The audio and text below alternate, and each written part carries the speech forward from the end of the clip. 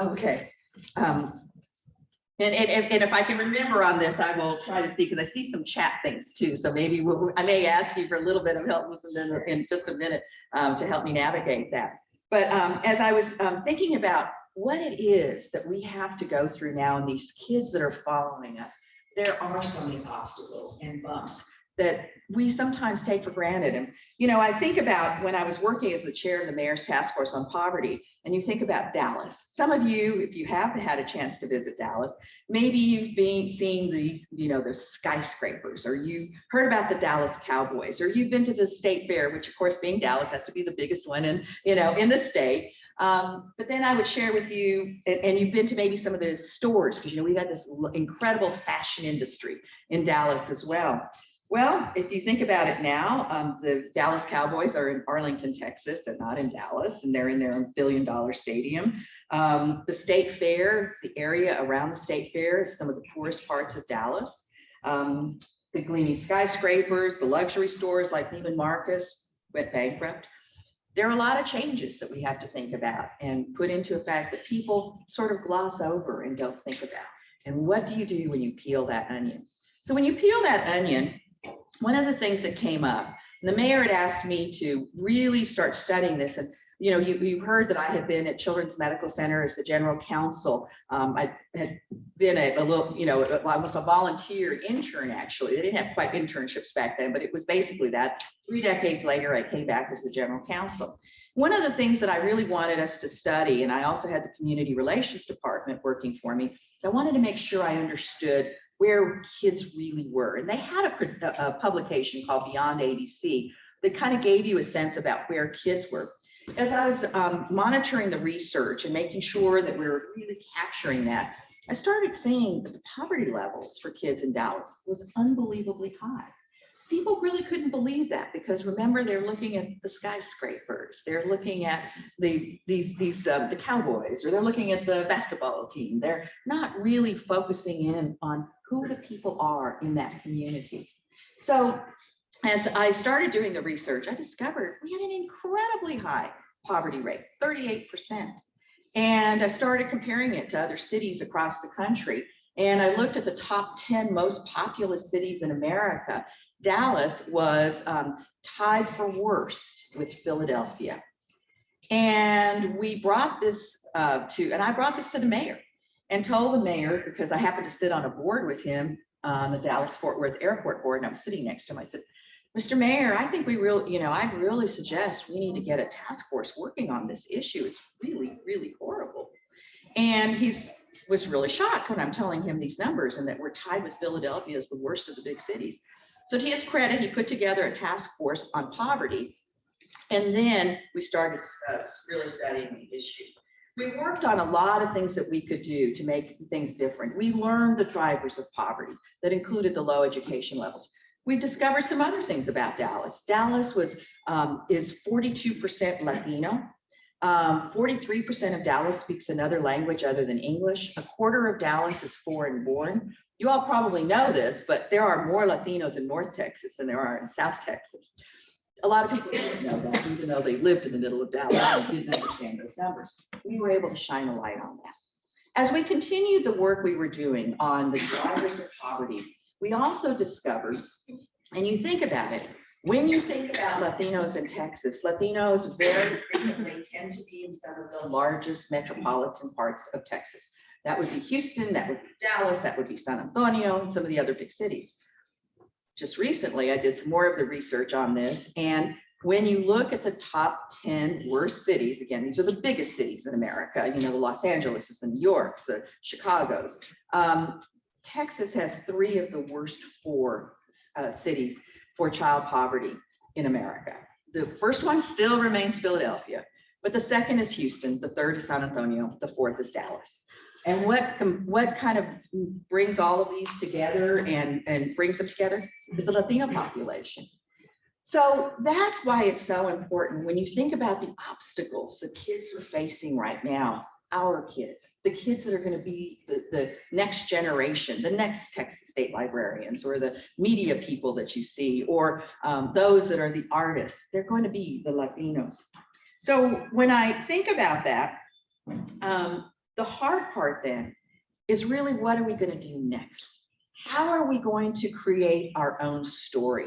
How is it that we are going to be able to relate that to others, to understand that if we don't all work together to ensure the success of this extraordinary part of the population, and if we don't do that, what are the ramifications going to be for the state? So I'm going to begin with a quote from Associate Justice of the Supreme Court, Sonia Sotomayor. She is the third woman to be named a Supreme Court justice, the first woman of color, the first Hispanic, and the first Latina. Hopefully we'll be seeing another woman of color as a Supreme Court justice very soon. But right now, that is where we are. Her parents were born in Puerto Rico, and she was raised in the Bronx.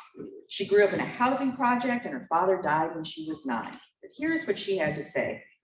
It is important for all of us to appreciate where we come from and how that history has really shaped us in ways that we might not understand. We cannot seek achievement for ourselves and forget about progress and prosperity for our community. So one of the big areas that you must be that voice and talk about progress and prosperity is to be engaged and to speak up. It is about being engaged civically and also politically. When I graduated from law school, I came back to Dallas, and as Kent was mentioning, there were very few Latinas.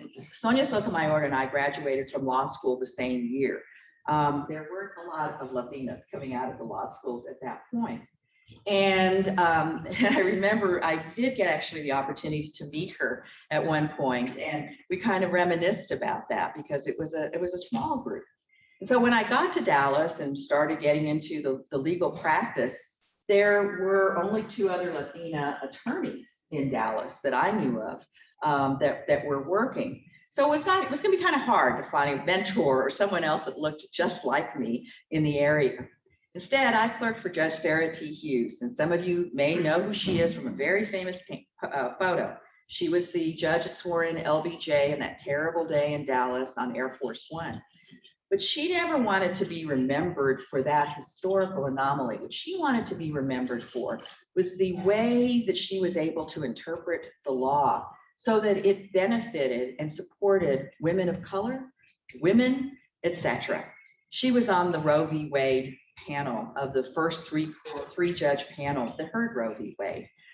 Some of you may know from your history now, because it's very much in the newspaper and the media, that case was overturned by the Court of Appeals. It went to the Supreme Court. The Supreme Court overturned that and reinstated what had happened on the lower court with Judge Hughes. Judge Hughes was one of the first women federal district judges in the country. So you can imagine, and it was a 2-to-1 kind of one. So you can imagine how pivotal she was in that. But she also was pivotal in my upbringing because she became such a tremendous mentor. And her point was this, that we've got to get engaged, we've got to get involved, and we've got to make a difference. So I remember one time she was, people would come to complain about laws they didn't like or things that were happening in their lives. And so she would start questioning them. And she had actually had to be elected when she was a state district judge. And as you know, in Texas, you reelect our judges. Other states, sometimes they're appointed, but here we're elected. So she had to go through the electoral process. So these people were complaining about who was in power, who was doing what. And she'd start asking them questions. Well, did you ever complain to anybody? Like maybe go to a town hall meeting, or, of course, this was a long time before internet. Or did you by any chance happen to go to, at least send a letter or to give them a call? And people would routinely say, no, I was really busy, didn't have a chance to do that. And then she would ask them, you did go vote though, right? And then some of them would kind of sheepishly look and say, yeah, I was really busy that day and didn't get to do it. And she'd say, then I don't want to hear your complaints, because you have it within your power. We can't control everything, but there are things we can control. And those are the sorts of things we all can. And that was her point. So let me tell you a little bit about what happened in the last primary election in Dallas County. The early studies indicate that Latinos were 11.5% of all of the votes in Dallas County in the primary. Latinos make up 42% of the city. That is called under-indexing by an incredible amount. And what that does is that Latinos were so under-indexed, voted so low in terms of the percentages, that there are now going to be political parties and donors that are going to say, why should I help Latinos who are running? Because you're not going to get any support from their community. Why should I make this kind of investment? Because they're involved in return on investment, and that is getting people out to vote. What happens then when our story is never heard because we haven't made that kind of commitment to make that kind of difference? And it was funny, we were just talking about this last night as we were thinking about the various issues affecting our communities. And we frequently talk about the sleeping giant of Texas. That is the Latino voter. But people aren't sure whether Latinos will be roused. Maybe this particular recent headline from one of the largest periodicals in Houston in the National Public Radio area said it best: as Texas population has grown, so could Latinos' political power. And so there's also this kind of dimension that's occurring, this kind of discussion that is changing the framework of what people are seeing with the Latino community. The story of Latinos, the stories of my grandmother, the stories of my mother, they're being lost because we are not taking that power that's within ourselves to make a difference. I ran for Congress, as Kent said, 20 years ago. It's only been about, I think it's 4 years now that we've had any Latinas in Congress from Texas. One is Veronica Escobar from El Paso, and Sylvia Garcia from Houston. Sylvia and I actually ran for Congress at the same time 20 years ago. And it took her another 15 years. I decided not to run for Congress again, but she did, and I'm so thankful that she has done that. But if you can tell how long it's taken us to have this political power. In California, our numbers are almost exactly the same in terms of demographics. Of the Latinos are maybe just a couple percentage points less than California, but not hugely enough. And they have had folks in representation. I mean, I just had a chance to visit with, Senator Padilla, and we actually do have a Latino senator in Texas. But when I think about some of the, some of the women, when I think about some of the women we've seen, we've not had nearly the same kind of political opportunity. But let me share with you a story, because sometimes we think, oh, I can't make this kind of difference, whatever. So when I was running for Congress, it was part of Dallas, and it went through Tyler, Texas. It went all the way down to almost A&M. It took Bryan, and as you all know, we had a lot of segregated cities in our country, in our state. So there's Bryan and there's College Station. Bryan had tended to be the African American Latino side. College Station. I was actually in the Bryan side of it. But and I had in Tyler, which was very segregated. It was more of the African American part of Tyler at the time. So I remember someone who was helping me with my campaign said, "You've got to meet this incredible woman here in Tyler." So we went one afternoon to visit her on a Sunday afternoon. She'd already been to church, and we were sitting in her living room, and she couldn't walk very well. I could see her sitting in her chair, and she had very swollen ankles and just had a very hard time moving. But she was in her chair, and what she did is she would interview people if they wanted to come and visit with her, tell them about what it is that they wanted to do. And then based on that, she would make a decision as to whether she would support you. Now she did that, she would put your yard sign in her front yard. So she had this front yard filled with all these different yard signs of politicians who would come to visit with her because she was so important to the process. And then she explained what else she did. So she started thinking very much about how important it is to vote. So she pulls out this piece of paper that was from here all the way down to the floor, and it was just taped. And she had gotten phone numbers of all of the people in her neighborhood. And before election would happen, she would call all of them to remind them that there was an election coming on. And if they needed any help on knowing which candidates were really wonderful candidates that she endorsed, just had to go to her front yard. So as she's unrolling and unfurling this incredible piece of paper, all it was a pieces of paper that she taped. All she did. So then, after early vote had been going for a week or so, she would find out, because she had a grandson that would go down to the county courthouse, figure out who all had voted at this point and who had not on her list. So those people who hadn't, she called them and said, I'm sure you have meant to be going to vote, right? You are going to do it. And so more of them would vote by the end of early vote. And then the weekend before the actual day to vote, she went through that list again. Her grandson made the trip down, did the whole thing. And that's what she was able to do. And that's why she was so important, because here she was, a woman who didn't have any resources. It was a very modest home in what was the historically segregated part of Tyler in the African-American community. And she wielded this extraordinary amount of power for all of the candidates, and rightly so.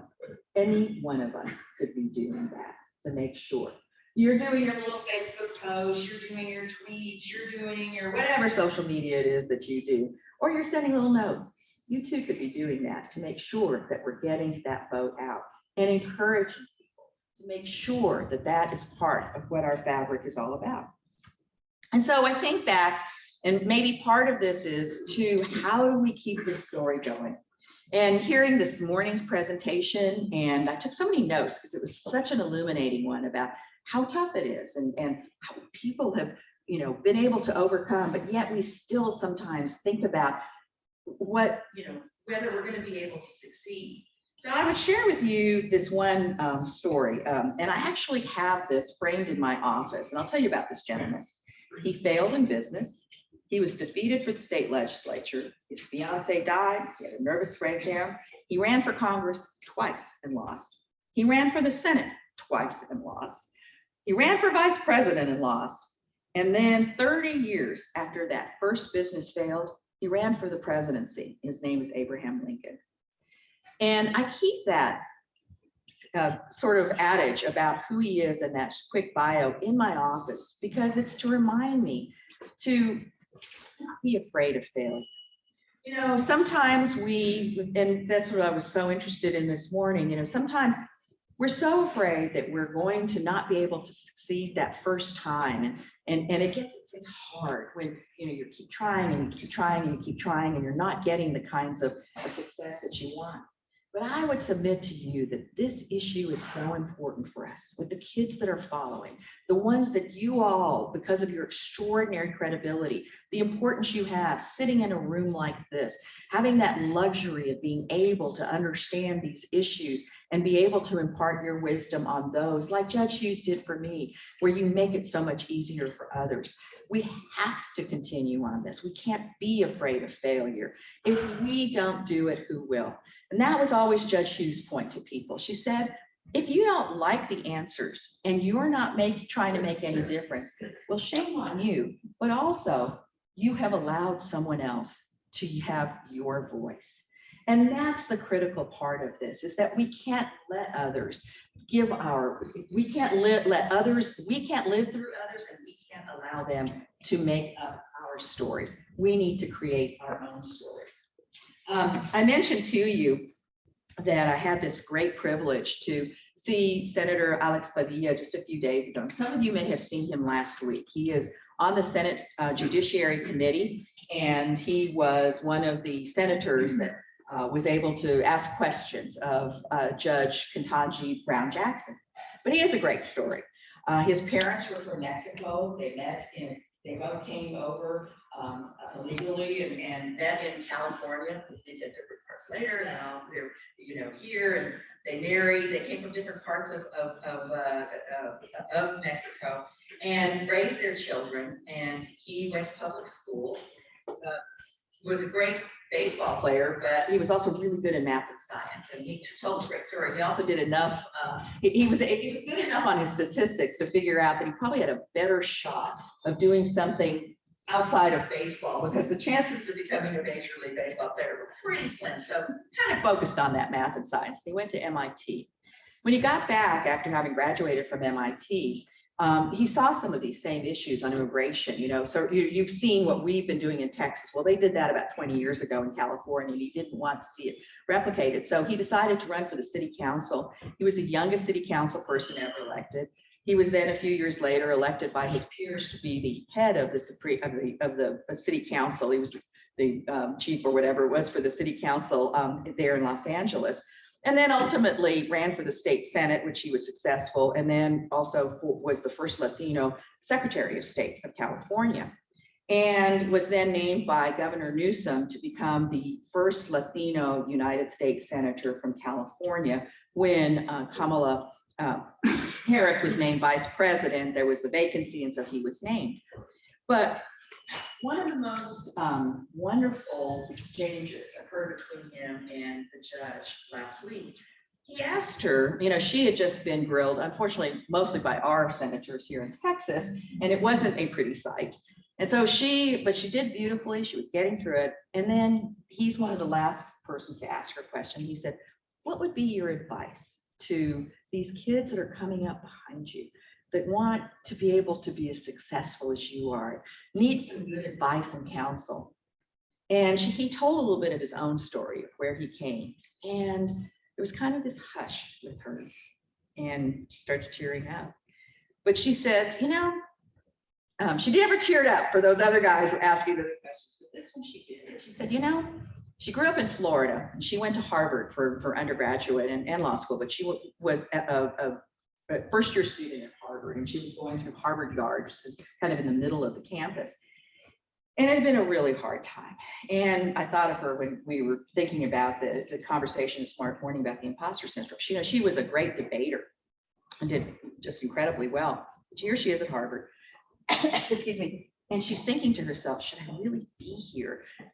I don't know if I should be. And I guess she must have been pondering this, walking and looking very sad. And this anonymous African-American woman walks by her and says, persevere. Excuse me, persevere. And maybe that's the next big comment that we need to use, is persevere. I'm going to take a quick drink here, sorry. I'll have a lot of dust around here. Thank you, thanks. A lot of dust, and I think it's starting to catch up with me. Okay, thanks. And she said, persevere. And so maybe that's one of those comments that we really need to take to heart, is persevere. We can't be worried about failure. We just have to continue and persevere. So now I'm going to leave you with this tweet. And we talked about this morning, and I thought about it. It's we also need to sort of define ourselves and not let others define us. And we need to kind of think through how it is that we're going to create the story for others, but do it in a way that we feel good about. So I'm going to leave you with this tweet that, sometimes, tweets, they're very short, and you think, what kind of pearl of wisdom can you get from those? But here's a good one. It's from Lin-Manuel Miranda, and his tweet was this: you are perfectly cast in your life. I can't imagine anyone but you in that role. Go play. And I think as I look around this room, I can't think of anybody else who would be better in the play of Texas in terms of making that difference for others that follow. You've achieved so much. You have such great credibility. You have an education. You have a voice. So I think I would just say, listen to Lin-Manuel. Go play. I know I can't wait to see what all of you are going to be able to do once you've been playing for a while. So thank you so much for this opportunity to be with all of you. Thank you.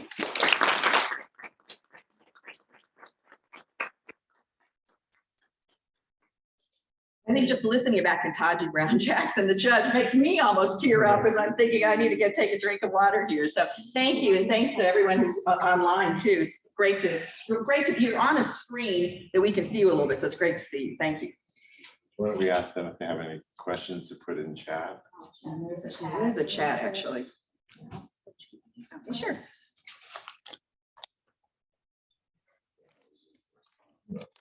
Okay. So right now we're opening the floor up to questions. So for those of you who've been following along on Zoom, thank you so much for your patience. I know at the beginning we had some technical difficulties, and I would like to also apologize, Ms. Montoya, for the interruptions during your I have fabulous lived through speech. Zoom for 2 years. There is no such thing as apologizing for anything on technology. Not to worry. So for those of you on Zoom, do you have any questions? Feel free to type it out in chat or unmute yourself if you'd like.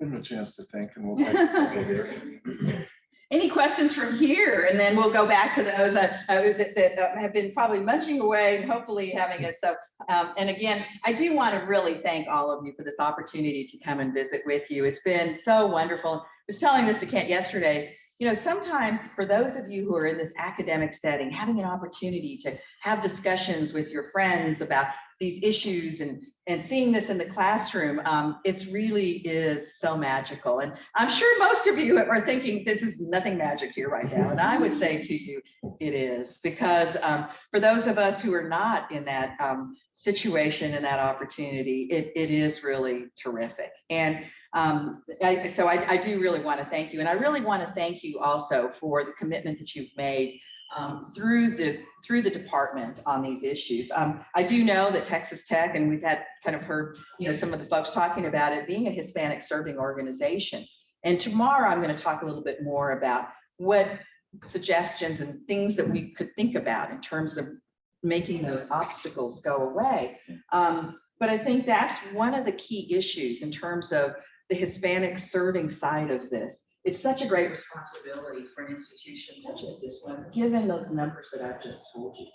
And anything that makes it easier for any student, be they Latino, African-American, white, non-Hispanic, it doesn't matter. It makes it all better for those of us that follow.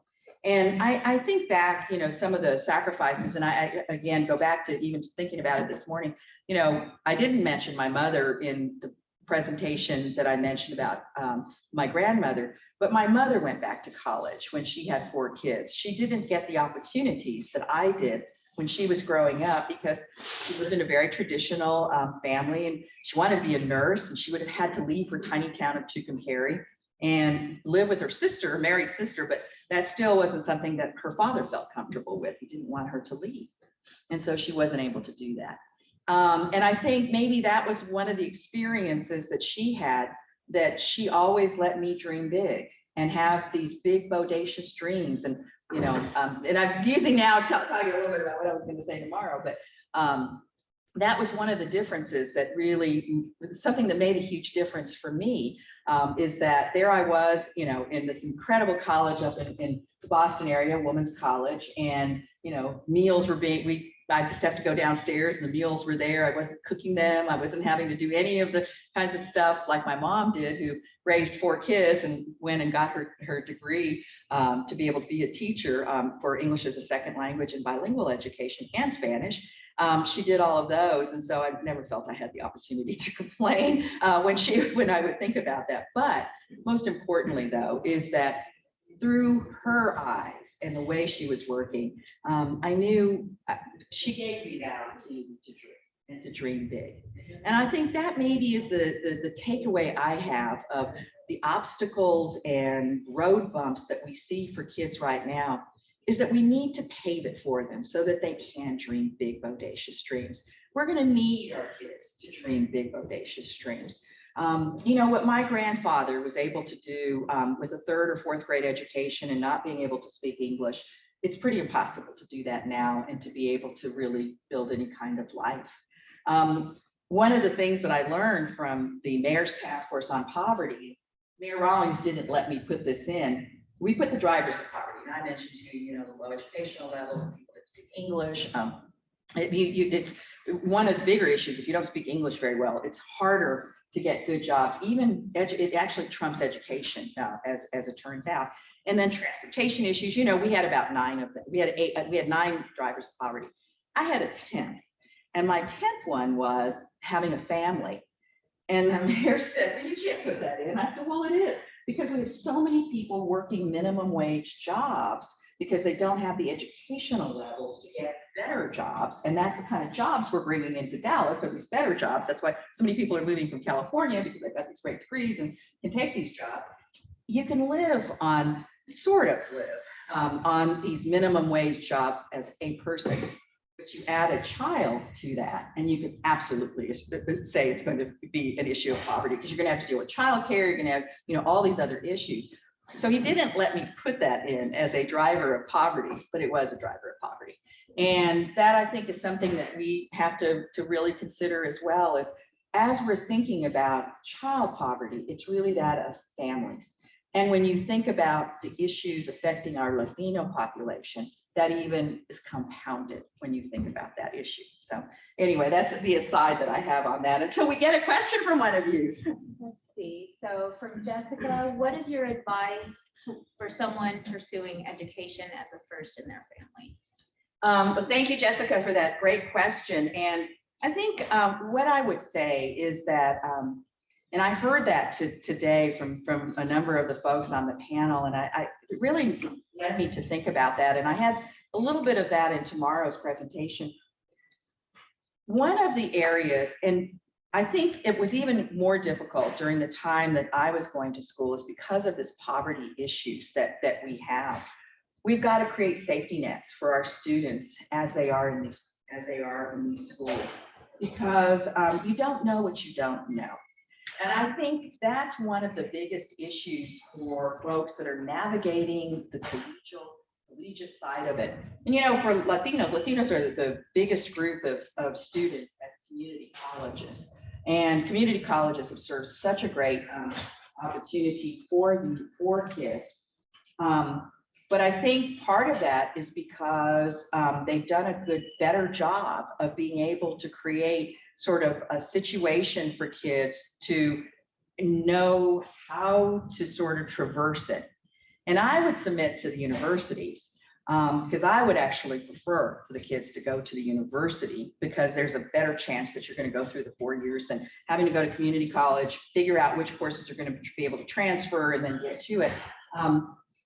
I would prefer to see the kinds of universities creating these opportunities for first-time students that make it more accessible to them. And, one thing that has changed so dramatically from the time that I went to school was the cost.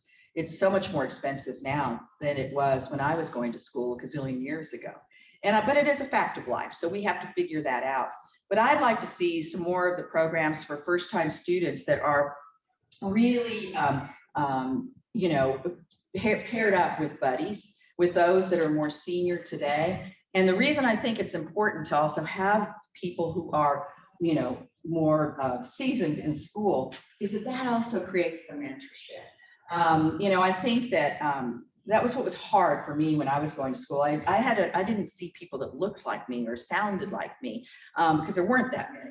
So now we have some of those numbers. Let's take advantage of that and really create leadership programs, basically, and really instill in those that have already succeeded that you've got to give back.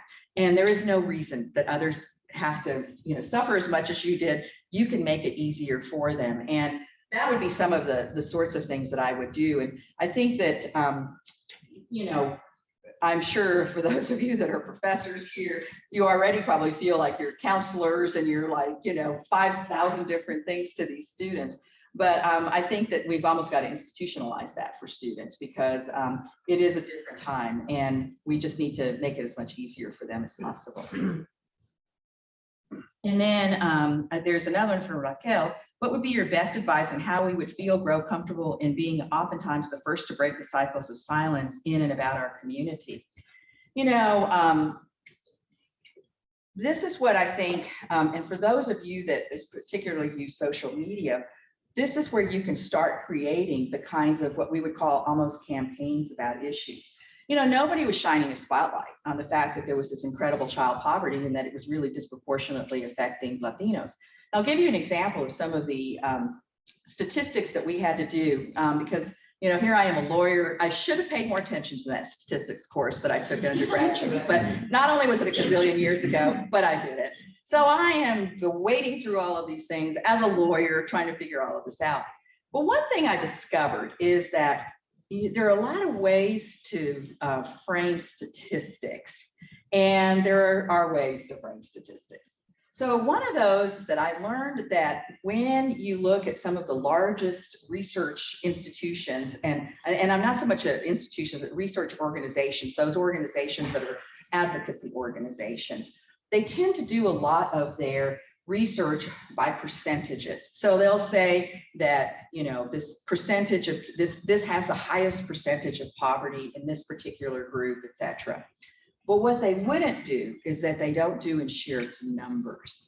And that's what's really critically important when you're thinking about Latino population. It's an issue of numbers. The numbers are so huge. One of the things that I did differently in my research is that on that issue of families, even though I couldn't put it as a driver of poverty, what I always did is I didn't say that it was 25% of families. I would say how big a number of those were of families. And when people saw how large the numbers were, they started figuring that this was really impactful. Because sometimes when you're using 10% or 15% or 25%, it doesn't sound so bad. It's not until you quantify it that it is.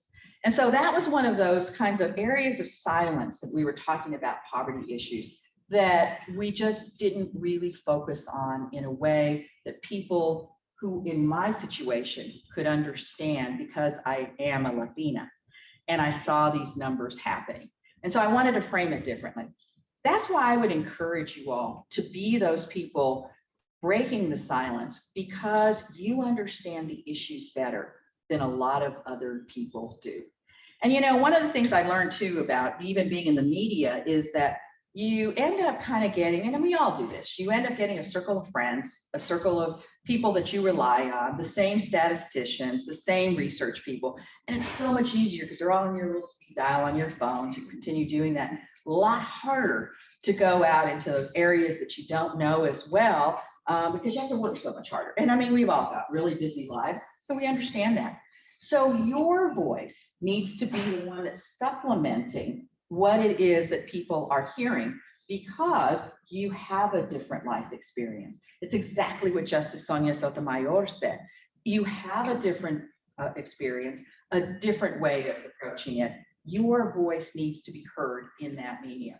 So that's the sort of thing where I would encourage you, just like Judge Hughes said, you know, are you writing those letters to the editor? And I know people aren't reading newspapers as much, but you can do it. And goodness gracious, if you can do some of the tweets about these issues and put it in a framework, you will find that there will be, that you will be able to galvanize support. It's like that, but you have to do it a little bit of time. It's like that lady who pulled out the little string that I thought was this big until she let it go down and it went all the way down to the floor. It's the same concept. It's a little here, a little there. You won't always win on your stuff, but you can keep making those kinds of conversations. And look, I wasn't able to put in the issue about families and the minimum wage and having a child turns you into poverty, but here I am talking about it. And so that's the kind of difference that you can make. And I think, so thank you, Raquel, for that question. For those of you, here in 156, there is some coffee in that box, not the cafetera, but in that box over there. If anybody needs a little caffeine boost, please help yourself. And there's got Dr. Pepper there too. Yeah, there's caffeine in cans as well over in the cooler. Ken is being very gracious on this because, for those of us who speak right after somebody's had lunch, that's the toughest time. So thank you, Ken, for that opportunity. I'm sorry, your question. Can you introduce yourself? Yeah, my name is Hugo Garcia. I'm an assistant professor in the College of Education. One of the things that I'm really interested and focused in is diversifying compulsory education in the United States in terms of having representation of it, not just Latinos or Black and brown instructors, faculty, teachers, administration, but also looking at the gender issues that many Latino students face, primarily in the primary grades, where it's mostly white middle class female instructors. And then once you get into high school, you start seeing male instructor, right? In terms of looking at some of the issues of the gender achievement gap, particularly that's quite exacerbated between the Black and Latino populations. And so when I look at not just the diversification of that, I also look at the representation of institutional affiliations where these individuals are coming from, post baccalaureate, in terms of getting the teacher education and going into the classroom. One of the things is the sense of, how do we increase representation of those individuals who attend highly selective institutions? So for example, the Claremont Colleges, Stanford, the seven sister colleges as well, right? Which you are a graduate. Yeah, absolutely. So it's one of those things where when you're a first generation college student, when you have these aspirations of attending a said institution, it'd be awesome to have, say, my high school teacher went to Wellesley. My high school teacher went to Stanford. And again, understanding the various different representations, 60% of all Latino students, when they first embark on the post-secondary pathway, is via the community college. And I'm a community college product myself. And again, It's much more accessible. absolutely. And sometimes it's the only option, right? And so for me, it's like, how do we get increased representation within compulsory education? Because that tends to be the individuals for whom first generation college students, if they do go on that pathway, to say, this is a college graduate, right? Your high school teacher was a college graduate. Not my parent. My dad was a mechanic and my mom cleaned houses. Yeah. So anybody who went to college was essentially those teachers in my classroom. So again, this idea of diversifying that teacher representation, and not just through the demographics, but also institutional affiliation, because I work at the Claremont Colleges. I got my PhD at Claremont. And when I would talk to Latino students at Pomona College or at Scripps College, the women's college, say, have you ever considered being a high school teacher? They're like, it's like, well, why would I waste my Claremont education by becoming a teacher? I could have just gone to my local regional school. And that mentality tends to permeate sometimes some of these highly selective elite institutions. And those are, we also need those kinds of representations in the classroom, whether it be elementary, junior, or high school. So what's your advice in terms of how schools of education or how institutions, particularly at these highly selective institutions, can have these students who see education, being a teacher within compulsory education as a calling or something they can do, even though they're in these institutions that say, you need to be the next. So I think that was kind of the thought process behind Teach for America. And, but even with Teach for America, that became an issue because it didn't have some of the Latinos, at the law school side, what they tried to do, and this was part of this is the expense side too. You might want to be a teacher and you might be at one of those schools, but you have an enormous debt, student loans that you're trying to work through. And so there's some of that pressure that is faced by some of these students too, to not go into something like teaching that they would love to do, because it's not it won't help them be able to extinguish their debt. And so when I was at law school, one of the things that they did is that there were some scholarship type programs that were done that for those lawyers who decided to go to public interest law. I'm also on the board of directors and all that. We do not, Mexican American Legal Defense and Educational Fund. It's the biggest legal defense fund for Latinos in the country. It doesn't, our attorneys are not going to get paid. They were never going to be paid what I was paid in the law firm, for example. And I will tell you, that was one of those considerations for me coming out of law school, was going to one of those firms, because you have this ability then to be able to pay off loans and have a little bit more of a financial security net. So I think a couple of things would be to really see how we could grow organizations like Teach for America. They frequently do work with the schools that have that you've just described as well. And I know a couple of Latinos who have gone through that program. I will also tell you about the one Latino who went through that program, and he was in DACA, and then it all fell apart. And so we've got to do something on immigration reform for some folks. He was teaching, first grade and gone to Yale and wasn't able to continue doing that. So I think that's one of those areas. But I think we also have to, have those role models. I mentioned my mom went on to school. My cousin, who lives in Las Cruces, had gotten married a little bit earlier and had dropped out of school and had kids and then went back to school.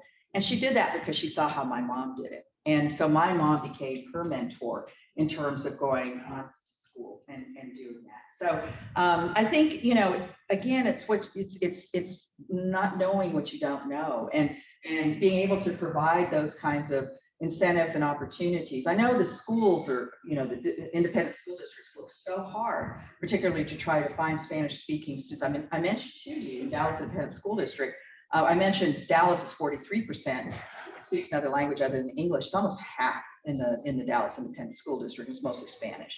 And so they've had to be very aggressive on what they do. So instead of always going into our schools and looking at these incredible resources, they've gone to Puerto Rico, they've gone to Mexico, they've gone to Spain, they've gone to all these other places. And it's like, well, you know, you got these kids over here. And so I think we've got to be more intentional on it. I mean, I think that would be a great, you know, advocacy kind of program to think about, because it would make a big difference. And I know I certainly was, you know, someone like my counselor, because we had a counselor in my little grade school. I went to a parochial school through 8th grade.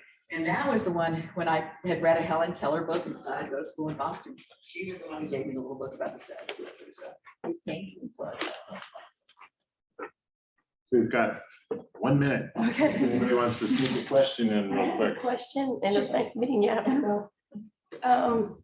We talk about how we need to know our history, we need to know our stories, we need to tell our stories. And it's getting tougher and tougher in Texas because of all these laws and all these things happening now. Can you think of ways that maybe we could, they're taking books out. So there's no critical race theory, nothing related to that, because the book's out the door. But you can't go, parents can't go to the libraries and pick these up if those books are taken out.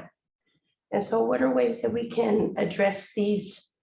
Because we don't know. Elected officials who Don't know, will yeah. not do that. I mean, I think I take a page out of the folks that were, I look at Lucy McBath, who is a congresswoman from Georgia. Her son was murdered by someone using a gun. And so she became and decided she was going to run for Congress on that issue. She is now a congresswoman. And so she's at the forefront of gun safety laws. And that's what you've got to do. I mean, you've got to, you know, part of it is that we have allowed people to get onto school boards that have their own agendas. Good for them that they've done that. But where are we, if you don't agree with that agenda, putting our own people up and saying, no, this is not going to be good for our kids. I want them to learn about the Holocaust. I want them to learn about racism and in America. It is who we are, and we can learn from it.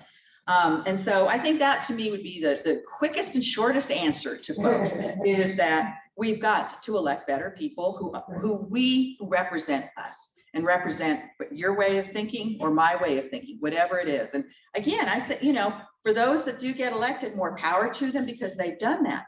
But we also have to take control too, and it is our responsibility. So that would be my it's a short answer, but it's one that's I think the most effective as quickly as possible. So. And at the local level too, right? Because absolutely. the school boards, you never thought about who was running for the school board Oh, before. absolutely. Now you better be darn careful. You know who is and put up other candidates. Yeah, don't just vote Hispanic because they're Hispanic.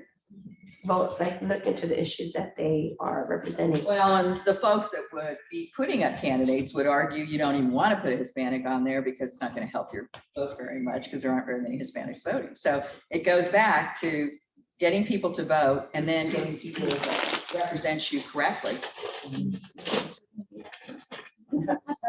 That's Thank a you. good session. Oh, thank you. Well, it's been a wonderful opportunity to be with all of you. I know you all have. Thank you very much.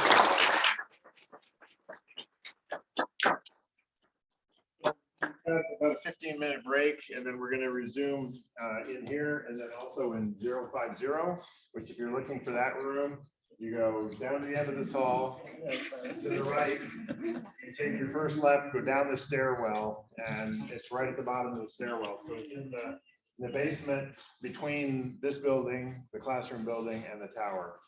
So take a break. Again, there's coffee, there's more food, there's cookies. I have a quick question. Yeah. Can you direct me to the nearest restroom? Yes, women's is around this